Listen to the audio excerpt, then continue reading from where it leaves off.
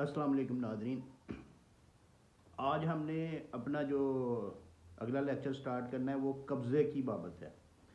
ज़मीन पर जो कब्ज़ा है वो क्या होता है और वो नजायज़ कब्ज़ा जो लोग करते हैं वो क्या, नजायज़ कब्ज़ा क्या होता है, गैर कानूनी कब्ज़ा या इल्लीगल पोजेशन जो है ना वो क्या होता है, और उसको किस तरह से जो है ना वो खाली करवाया जा सकता है, उसके लिए क्या क्या प्रोसीजर है, क्या क्या तरीका है। तो सबसे पहले तो मैं आपको ये बताऊं कि नाजायज़ कब्ज़ा वो होता है जो बग़ैर किसी वजह के, बग़ैर किसी डॉक्यूमेंट के और बग़ैर कोई मलकियत हुए वो किसी मालिक से जगह छीन के ख़ुद अपना कब्ज़ा करके कोई बैठ जाए तो उसको नाजायज़ काबज़ कहते हैं। अब उसमें बहुत ज़्यादा किस्में हैं। उसमें सबसे पहले तो मैं आपको ये बताऊं कि अगर कोई आपने अपने घर में, मकान में किराएदार को रखा हुआ है, अब वो मालिक तो नहीं है, मालिक तो आप हैं, लेकिन कल को वो निकलने से इनकार कर देता है, वो कब्ज़ा करके बैठ जाता है, तो उसको नाजायज़ काबज़ कहेंगे। इस तरह अगर आपने कोई किराएदार नहीं रखा, आप बैरून मुल्क चले गए हैं, आप पीछे से किसी अपने यार दोस्त को या किसी अजीज़ रिश्तेदार को वो घर में बिठा के चले गए हैं कि तुम घर की निगरानी रखना है, इसकी टेक केयर करना, तो वो बाद में वो निकलते ही नहीं है। जब आप आते हैं वो कहते हैं जी अब ये तो मेरा हो गया, उसने कोई 2 नंबर डॉक्यूमेंट बनवा लिए और वो बैठ गया, तो वो भी नाजायज़ काबज़ होगा। इसके अलावा अगर आप एक घर में रह रहे हैं तो कोई आता है, कोई बदमाश, कोई जो ये जो लैंड ग्रैबर्स होते हैं, जो कब्ज़ा माफिया ग्रुप्स हैं जो बड़े बड़े, तो वो आता है, कोई आपसे वो खाली ज़बरदस्ती खाली करवाता है, तो आपके घर पे कब्ज़ा करके बैठ जाते हैं, अपना सामान रख लेते हैं। या आपने किसी का कोई कर्जा देना है, कोई पैसे देने हैं, आपने लिख के नहीं दिया हुआ लेकिन पैसे देने हैं किसी से, तो किसी के, तो वो आता है ज़बरदस्ती आपको आपके घर से बेदखल करता है और अपना आपका घर का कब्ज़ा लेके बैठ जाता है, तो वो भी नाजायज़ काबज़ है। इसके अलावा शहरों के अंदर जिस वक्त रेवेन्यू रिकॉर्ड जब वो लाल लकीर में गई, सारी जगह एक आबादी देह में आ गई, तो उसके बाद फिर वो रजिस्ट्रियों पे काम चला गया, महकमा माल का रिकॉर्ड ख़त्म हो गया, तो बहुत ज़्यादा जगह जो है ना वो गलियों में और रास्तों में आ गई, लेकिन वो महकमा माल के रिकॉर्ड में मौजूद थी आबादी देह में आने से पहले। तो वो पटवारियों ने फर्दें वगैरह जारी की, एक एक प्लाट दो दो बंदों को सेल हो गया, उस एक बंदे ने घर बना लिया, दूसरे ने आगे कब्जा कर लिया, दोनों के पास रजिस्ट्रियाँ मौजूद हैं, तो उनमें से भी एक जो है वो काबज़ है, एक जो है वो नाजायज़ काबज़ है अगर दूसरा उससे कब्ज़ा छीन लेता है। तो इस तरीके से सिंपली जो बंदा मालिक नहीं है लेकिन घर पे बैठा हुआ है, घर में बैठा हुआ है, वो नाजायज़ काबज़ है। अगर उसका मालिक उसको निकालना चाहता है या नहीं रखना चाहता तो फिर वो नाजायज़ काबज़ है, लेकिन अगर मालिक ने खुद रखा हुआ तो फिर तो वो उसने कब्ज़ा अगर उसको ट्रांसफ़र किया हो तो फिर तो कोई बात नहीं। तो इसको हम देखते हैं कि इसके क्या क्या तरीक़ाकार है इसको निकालने के लिए। अगर तो वो किरायादार है और कब्ज़ा करके बैठ गया और आपने किरायानामा लिखा है या नहीं लिखा उससे कोई कंसर्न नहीं है, क्योंकि अगर किरायानामा लिखा भी है और अगर उसको रजिस्टर्ड नहीं करवाया, किरायानामा अगर आपने रजिस्टर्ड नहीं करवाया, तो जिस वक्त आपने रेंट कंट्रोलर पे दरख्वास्त बेदखली मूव करनी है तो आपको उसका फ़ाइन पे करना पड़ेगा। अगर आपने किरायानामा नहीं भी लिखा फिर भी आपको फ़ाइन पे करना पड़ेगा। तो वो किराएदार है, ये कन्फर्म बात है, आपने उसके साथ किरायानामा लिखा है या नहीं लिखा, रजिस्टर दर्ज करवाया या नहीं करवाया, वो सेपरेट इशू है। लेकिन किराएदार है वो अगर आपके मकान से नहीं निकलता तो आपने रेंट कंट्रोलर पे एप्लीकेशन मूव करनी है, लेकिन आपके पास कोई सॉलिड रीज़न होनी चाहिए, कोई वजह होनी चाहिए कि आप उसको क्यों निकालना चाहते हैं। आया वो किराया नहीं दे रहा, अगर वो प्रॉपर किराया दे रहा है फिर और आपको घर की ज़रूरत भी नहीं है तो फिर आप उसको नहीं निकाल सकते, फिर आप उसके साथ नया एग्रीमेंट करें। और अगर आपने उसको निकाल के फिर किराए पे घर देना है तो फिर भी आप उसको नहीं निकाल सकते, आप उसको उसके साथ ही एग्रीमेंट कर लें। अगर आपकी वो शराइत मानता है तो फिर उसके साथ एग्रीमेंट आपका होगा। लेकिन अगर आपको घर अपने लिए चाहिए या अपने किसी बहन भाई के लिए चाहिए, अपने किसी बच्चे के लिए चाहिए और आप उसको खाली करना चाहते हैं, उसको यूटिलाइज़ करना चाहते हैं, या कोई शॉप है जो आप अब खुद बनाना चाहते हैं, पहले आपका कोई और बिज़नेस था वो ख़त्म हो गया, आपने किराए पे दी हुई थी, अब आप उसको खुद जो है ना वो उसको इस्तेमाल करना चाहते हैं, खुद उस पर अपना कारोबार चलाना चाहते हैं, तो फिर आप उसको खाली करवा सकते हैं।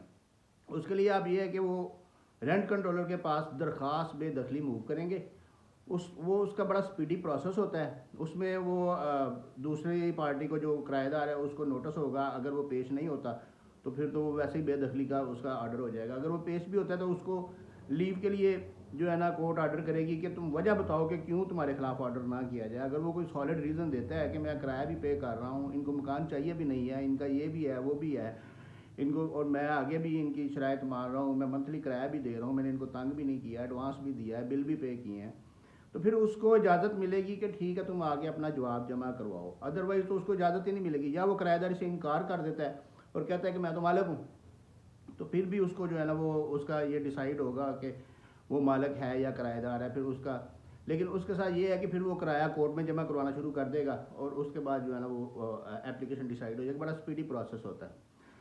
इसके अलावा अगर आपने अपने किसी करीबी अजीज़ को दिया था मकान और अब वो नहीं निकल रहा, तो फिर आपके पास सिर्फ जो है ना वो एक ही रिलीफ है कि आप दावा बेदखली सिविल कोर्ट में मूव करें। दावा बेदखली सिविल कोर्ट में मूव करें और उसमें टाइम लगेगा डेफिनेटली। वो हमारी सिविल कोर्ट जो है वो जिस तरह काम करती हैं, वो 6-6 महीने साल लग जाएगा कि उसको डिसाइड करना है, एविडेंस की बेस पर डिसाइड होना है। कभी वो एविडेंस लेट होती है, कभी कुछ होता है, कभी कुछ होता है। लेकिन आप जब दावा दायर करें तो उसके साथ अपने सारे डॉक्यूमेंट्स लगाएं उसके साथ और फिर उसके बाद उसको दायर करें।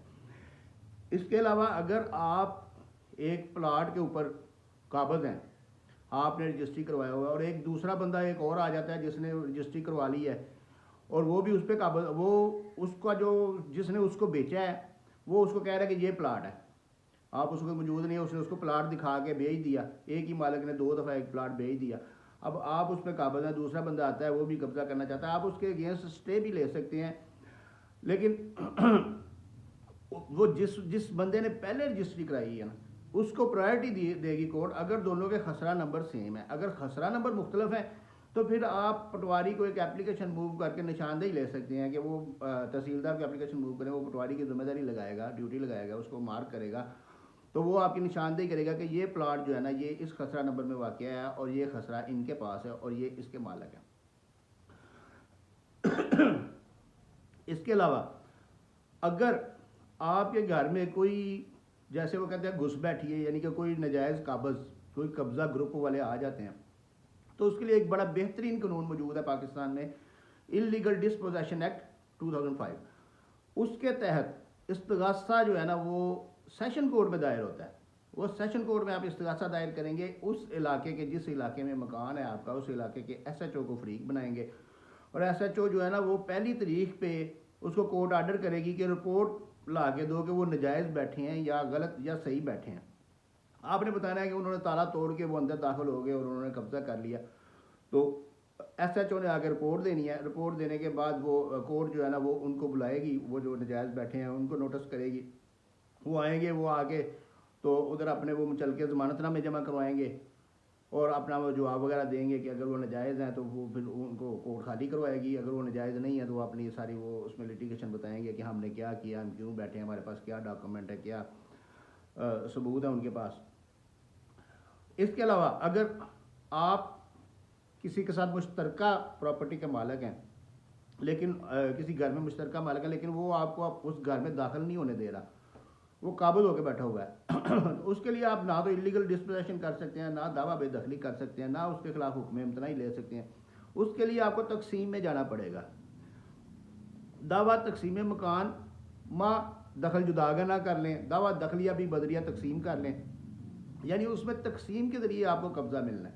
उसमें यह नहीं हो सकता कि आप उसके खिलाफ, क्योंकि शेयर होल्डर के खिलाफ हुक्म इम्तनाई नहीं मिल सकता, दावा हुक्म इम्तनाई उसमें मेंटेनेबल नहीं है। इसके अलावा दावा इस्तक़रारी हक़ भी उसमें मेंटेनेबल नहीं है। उसके लिए सिर्फ आपको दावा तकसीम जायदाद करना पड़ेगा। हाँ, उसमें ये है कि आप जब से वो बंदा बैठा हुआ है उस जगह पे, आप उससे वो अपने हिस्से की हद तक किराया भी इसी दावे में क्लेम कर सकते हैं। उसको मैसने प्रॉफिट कहते हैं। वो आप अपने दावे में लिखेंगे कि वहाँ पे इतना यानी कि किराया है इस प्रॉपर्टी के हिसाब से और ये इतनी देर से बैठा हुआ है, मेरा इतना हिस्सा बनता है, तो मुझे इसका जो है ना वो किराया जो है ना वो दिया जाए। इसके अलावा कोई बंदा अगर कोई 2 नंबर डॉक्यूमेंट तैयार करके, आपका घर खाली पड़ा हुआ है 2 नंबर डॉक्यूमेंट तैयार करता है, जैसा कि मेरे इल्म में एक केस गुजरा है कि इस्लामाबाद का एक घर था, तो उसके जो ओनर थे वो USA में थे, तो इधर एक बंदे ने देखा कि मकान खाली पड़ा हुआ है, ताले लगे हुए हैं, तो उसने उस अपने किसी सफारतकार दोस्त के साथ मिल के बहरीन से उसका जो है ना वो पावर ऑफ अटार्नी मंगवाया किसी और बंदे को पेश करके। तो इधर आके उन्होंने वो तकमील किसी को सेल किया, फिर तकमील मुआहदा की डिग्री करवाई, डिग्री करवा के उन्होंने जो है ना वो कब्जा कर लिया। अब उसमें ये है कि उसमें सिर्फ सिविल कोर्ट डिसाइड करेगी उस मैटर को। सिविल कोर्ट में आपको जाना पड़ेगा, आप उसको फौरी तौर पे यानी कि हाँ, आप एफआईए की मदद ले सकते हैं। अगर आप फॉरेनर हैं तो आप बाहर थे तो आप एफआईए में उसकी कंप्लेंट कर सकते हैं। एफआईए उसकी रिपोर्ट भी जारी करेगी, लेकिन एफआईए आपको कब्ज़ा नहीं लेके दे सकती। कब्ज़ा आपको सिविल कोर्ट नहीं लेके देना। वो आप सिविल कोर्ट में जाएंगे, सिविल कोर्ट उसको डिसाइड करेगी और उसके बाद फिर जो है ना उसको आपको कब्ज़ा मिलेगा। तो ये नजायज़ काबजीन के बारे में ये आज इतना ही था। तो इसके बाद फिर नेक्स्ट देखेंगे कि तकसीम वगैरह कैसे करवाते हैं, और उसके अलावा और भी जो प्रॉपर्टीज़ के मैटर्स हैं, जो मरूसी प्रॉपर्टीज़ होती हैं, जो काश्तकारों की प्रॉपर्टीज़ होती हैं, वो भी देखेंगे इंशाल्लाह नेक्स्ट लेक्चर में। आज के लिए इतना ही। अस्सलाम वालेकुम।